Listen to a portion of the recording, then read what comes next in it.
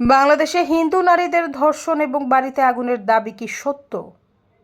বাংলাদেশের সাম্প্রতিক ছাত্র জনতার ব্যাপক বিক্ষোভ চলাকালীন বাংলাদেশি হিন্দু নারীদের ধর্ষণ ও তাদের উপর হামলার পুরনো কিছু ছবি অনলাইনে নতুন করে ছড়িয়ে পড়েছে। অনেকে এসব ছবি সামাজিক যোগাযোগ মাধ্যমে শেয়ার করে নানা ধরনের প্রশ্ন তুলছেন, কিন্তু আসলেই কি ছাত্র জনতার আন্দোলনের সময় এ ধরনের ঘটনা ঘটেছে? জার্মানির ইংরেজি সংবাদ মাধ্যম DW এমন কিছু ভাইরাল দাবির ফ্যাক্ট চেক করে সত্য তথ্য তুলে ধরেছে। কয়েক সপ্তাহের ব্যাপক বিক্ষোভের পর গত 5 আগস্ট প্রধানমন্ত্রী শেখ হাসিনা ক্ষমতাচ্যুত হওয়ার পর বাংলাদেশে বিশৃঙ্খলা দেখা দিয়েছে।